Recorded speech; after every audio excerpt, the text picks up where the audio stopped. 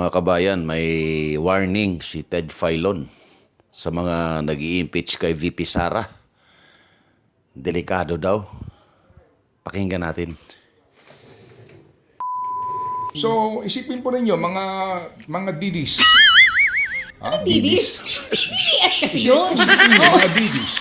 Sinortcut mo ha. Mga didis. Pabor ba sa inyo ang kasalukuyang 19th Congress Composition?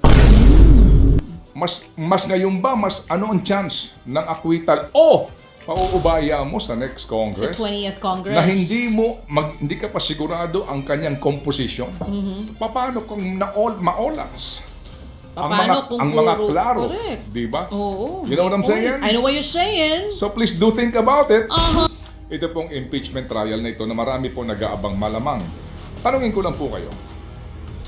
Regardless kung ang pag-uusapan natin dito ay ebidensya, yung mga napakinggan natin, isang tabi natin muna yung ebidensya kasi po, madaling Ebidensya. sabihin na hindi, kami ay magdidesisyon ayon sa mga ebidensya na ihaharap sa trial, yung mga ihaharap ng prosecution ng mga ebidensya. Opo. Ideal yun, di ba? That you will decide based on what is presented na mga facts and evidence dito po sa inaakusa sa Vice Presidente. Okay? Ito ho ay based on evidence, facts, and politika. Di ba? Yung politika. Politically So, isang tabi motivated. natin yung facts. Puntahan natin ang politika. Bilangan ng kaalyado na boboto po kontra sa conviction, meaning sa acquittal po sila, at hindi na po babasahin pa man lamang o titimbangin ng ebidensya. Opo, magpakatotoo po tayo, di ba? Yan po ay pwede at pwede mangyari. Kayo hong nakikinig ngayon, nanonood ngayon, ito ho lamang ay for the sake of discussion with all due respect sa mga miyembro po naman Akala nila panalo ng na sila ating po mataas na kapulungan ng Kongreso. Ano ho sa palagay nyo? Mas pabor ba kay VP Sara ang kasalukuyang miyembro ng Senado ng 19th Congress? Meaning, lamang ang acquittal kung ngayon pagbobotohan niya ang 19th Congress. 9 votes to acquit. Kung 20th Congress, Senado. mas Ay, hindi sigurado, Yung mas tagilid, bagong o mas ma-elect ng mga pabor congressman. kay VP Sara. So sabihin po ng politika ha, bilangin po ninyo. Dahil po sa ngayon, mga kapatid, ang kandidato, dalawa. Ang klarong-klaro po naman na pro VP Sara. Huwag na ho nating... Si Bato ano ba at yan, si diba? Huwag tayo Bungo. Dalawa. Yung isa, mukhang rumirehistro. Si Senator Bongo rumirehistro. Si Senator Bato at saka si Ate Amy, medyo hindi pa nakakasigurado. Although, lahat naman sila hindi nakakasigurado kasi nga survey pa lang yan. Pero assuming lang po na mabawasan po itong mga to, hindi sila manalo. So bibilangin mo. Ngayon, sinasabi nila, ang mga Villar daw, ang sinasabi malamang na bumoto sa acquittal. Ito ho ay mga usap-usapan po natin na babasa. Oo. Meron Opo. pa iba mga pangalan na Ngayon po, dalawa Theory yung lang. Villar na nando doon. So dalawa na yon. Yes. 2 Kung votes hindi agad. manalo si Camille, hindi pala rin si Camille, Oo. di isa na lang. Oo. Tama? Oo. Opo. And 9 to convict, ha? So, isipin po ninyo, mga didis. Ano didis? DDS kasi yun. Isipin nyo, mga didis. Sinortcut mo ha. Mga didis. Pabor ba sa inyo ang kasalukuyang 19th Congress Composition? Mas ngayon ba, ano ang chance ng acquittal o pauubaya mo sa next Sa Congress 20th Congress. na hindi ka pa sigurado ang kanyang composition? Paano kung maolats? Paano kung ang mga puro- klaro, correct. di ba? Oo. You know what I'm saying? I know what you're saying. So please do think about it. Uh-huh. Gamit-gamit ng kaunti pong kalkulasyon kung ano ang mas pabor. Ngayon, na sinasabi, huwag niyo madaliin. O yun, naman, sino ba nagmamadali? Pero huwag niyo namang upuan. Mga kapatid, at ako po ngayon pala nagpapasintabi po sa ating mga kagalang-galang na mga mambabatas. Tama rin siya. Pati po doon sa mga re-electionista at sa mga hindi po re-electionista na 12. Sabi ko nga po kanina, mismo kay Senator Pimentel, alam niyo po, kapag ho sila nakabakasyon, may gawin man sila o wala, sila man po'y Natutok. nasa abroad at, enjoying the different cool environment, tuloy po ang sweldo nila. Sana huwag kayo sa akin magalit ha, totoo ho naman ito. Pati ang staff nila, tuloy-tuloy, walang bawas yan. Grabe. Okay? Walang bawas yan. So ito lang po mga kapatid, bilangin po natin tong mga panahon na ito na sinasabi nga po mismo ni Senator Coco at kami po sumasaludo sa kanya kasi siya ayaw niya magsayang ng oras. At sabi nga niya, nung tumakbo ho sila bilang mga senador o kongresista, kasama sa sinumpaang tungkulin yung pong pagsunod sa saligang batas at ang kanilang obligasyon kasama dyan kung sakasakali na magkaroon ng impeachment. Di po ba? O sige. Opo. Nag-adjourn ang Senado, ang Kongreso, Pebrero 5. Okay? Okay, Pebrero 5. So sa remaining days hanggang February 28, meron pong 23 days. Ang Marso may 31 days. Ang Abril may 30 days. Ang Mayo may 31 days. At June 1 lang po kasi nga June to ang balik nila. That's 116 days. 116 days. Okay. So June 2 hanggang June 11, 6 session days lang yan. So meron pong 3.8 months magmula nung nag-adjourn sila hanggang sa June 1. 3.8 halos 4 na buwan. Sabihin mo na meron po silang mga draft ng mga rules na ito, pero ikaw na Pilipino na nag-aambag sa sweldo at benepisyo nitong mga kagalang-galang ng mga mambabatas na ito, hindi kaya lugi rito. Tayo nagpapagal dito, di ba? Tayo po nagtatrabaho tayo dito, tayo gumigising na madaling araw.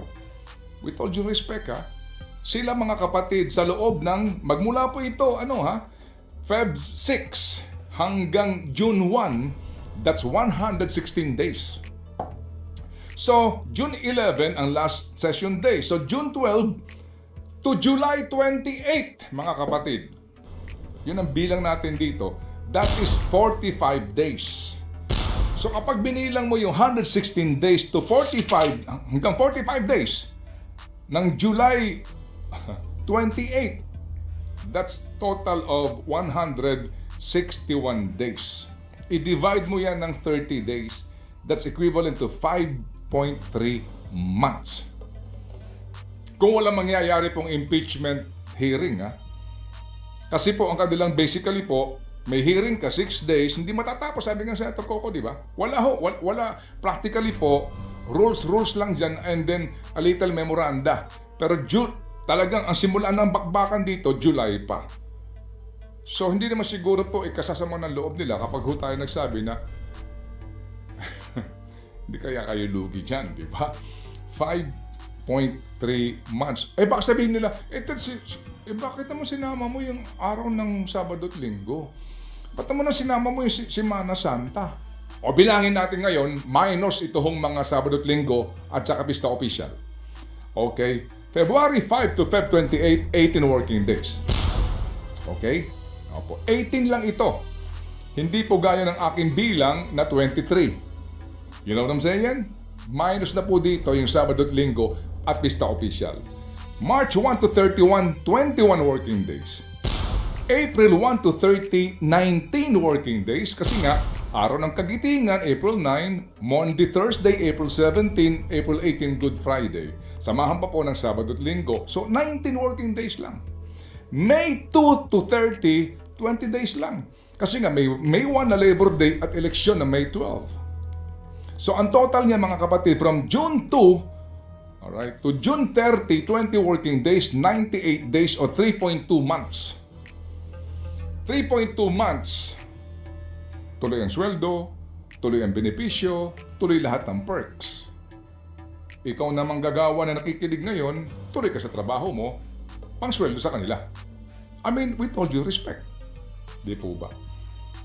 So kung pupuntahan natin po yung Sabi nga, ang simula ng sesyon ng 20th Congress, July 28 pa. So from July 1 to 28, practically po, yung pong hindi re-electionista, tuloy lang yan. Yung re-electionist po, tuloy din po ang sweldo niya kapag manalo ho sila. So, tuloy pa rin po yan, July 1 to 28, tuloy pa rin sweldo mo. So, that's practically 20 working days. Kapag kinumpit natin yan, that's 3.9 months o halos 4 na buwan. Kalabisan ba para tayo magsabi na baka naman pwedeng hindi naman sa minamadali maging ano lang tayo, practical sa pagsunod sa provision ng saligang batas. Okay? In case the verified complaint or resolution of impeachment is filed by at least 1/3 of all members of the House, the same shall constitute articles of impeachment, and trial by the Senate shall forthwith proceed. Forthwith. Agad-agad na magsisimula. Hindi minamadali. Hindi. Pero kung hindi ka magpapatawag ng special session, hindi naman kaya kalabisan po. Yung sinasabi ho natin na 116 days na tuloy-tuloy lang ang sweldo ninyo at benepisyo. Hindi kaya kayo lugi doon? Taas na. Paano naman siya hindi magtataas? Yes. Sa Divisoria mismo. Ito pong weekend, meron na pong reports na nagmahal ang presyo ng sibuyas. Yes. Sa Divisoria mismo nagtaas na. Paano naman siya hindi magtataas kung ang gobyerno nagsasabi na mismo na magkakaroon ng shortage kapag hindi po nag-angkat nitong sibuyas na pula at saka na puti. So, pinangungunahan na daw po yung shortage. Sabi ho naman ng farmer na ating pong nakapanayam, dahil sa anunsyong ito, yung mga traders huminto na po sa pakikituring sa kanila sa presyo ng kanilang aanihin. Kasi nga daw, baka biglang ang daming supply nito at bumagsak ang presyo ng sibuyas eventually, itong local natin. So kung bibilhin na mataas ng trader, maka sila malugi, so hold muna. Kung meron na silang usapan ng 45 pesos per kilo sa farm gate, nag-hold muna. That's one effect. Second, kung ikaw naman ay trader ng sibuyas at nakarinig ka ng anunsyo ng DA na magkakaroon ng shortage, and to abort the shortage, mag-import sila and arriving on Feb 20, kung ikaw yung negosyante na mayroong facility for refrigeration, anong gagawin mo? Hindi ko muna ilalabas ito at aabangan ko yung binabanggit nilang tiyempo na kung saan magkakaroon ng shortage. So kahit na walang shortage, magkakaroon po ng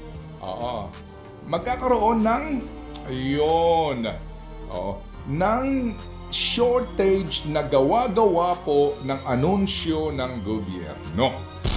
Yan po ang magiging resulta niyan. Di po ba? Kailangan pa ng matalinong tao para maintindihan yan with all due respect. Opo. So, nagkakaroon po ng effect sa presyuhan po ng ating mga magbubukid, sa presyuhan po sa farm gate, at nagkakaroon din po ng effect doon sa mga traders na gusto pong kumita ng mas malaki.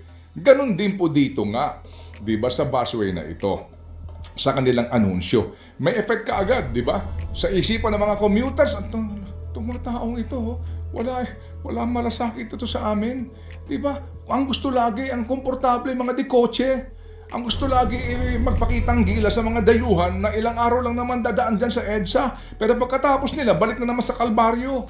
Hindi ba ganun po ang datingan? Well, anyway, yan po mga nakaupo sa pwesto Diba? May magagawa ba tayo? Oo. May nag-suggest nga, palitan na daw yung pangalan ng Department of Agriculture. Gawin daw Department of Aggravation.